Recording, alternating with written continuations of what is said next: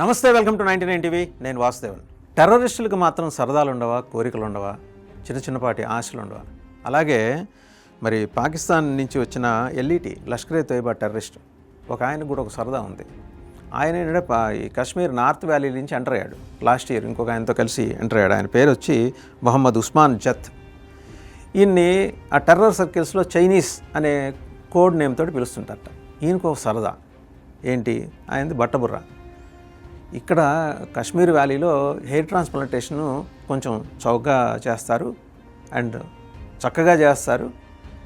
ఖచ్చితంగా ఒక మంచి నున్నటి జుట్టు అయితే, మంచి నునుపుదేలిన జుట్టు అయితే వస్తుంది.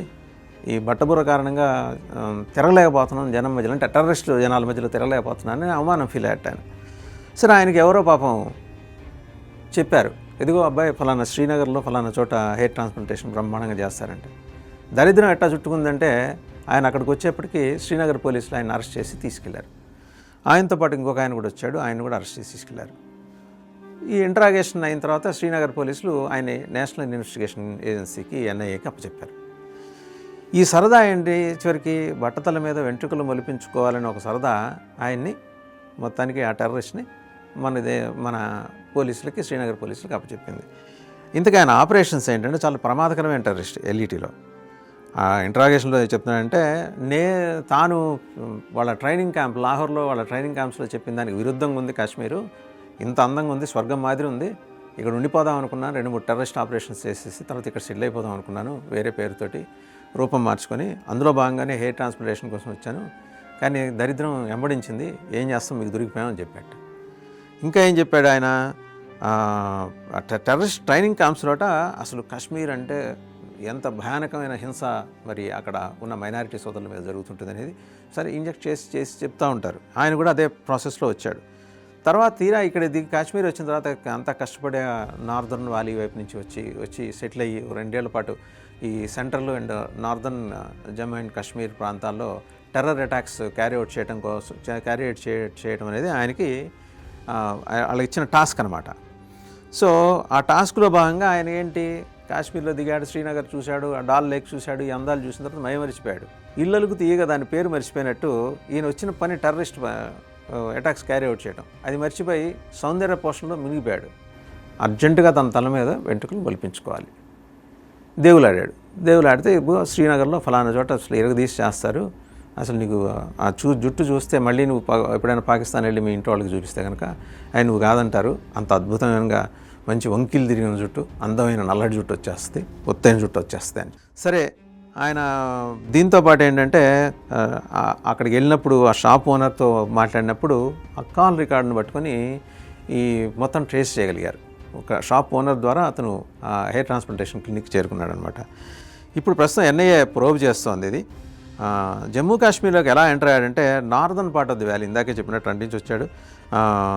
చాలా చోట్ల అటు ఉత్తర ప్రాంతం నుంచి వచ్చినప్పటికీ చాలా వ్యాలీలోని చాలా ప్రాంతాల్లో స్పెండ్ చేసిన టైం చాలా ఆహ్లాదంగా ఉంది అని చెప్పుకుంటూ వచ్చిన ఈ లాహోర్ నేటివ్ ఇతను trained operative of the banned terrorist outfit Lashkar-e Taiba, శిక్షణ పొందిన ఆపరేటివ్ ఇతను ఎల్ఈటీకి. ఈయనకేంటి ఇక్కడ స్లీపర్ సెల్ నెట్వర్క్ని నిర్మించడం కోసం వచ్చాడు ఈయనతో పాటు సిరీస్ ఆఫ్ అటాక్స్ చేయడం అనేది ఈయన దాంట్లో ఉన్నది. టెర్రర్ యాక్టివిటీస్ నార్త్ సెంట్రల్ కాశ్మీర్లో కొన్ని చేశాడు.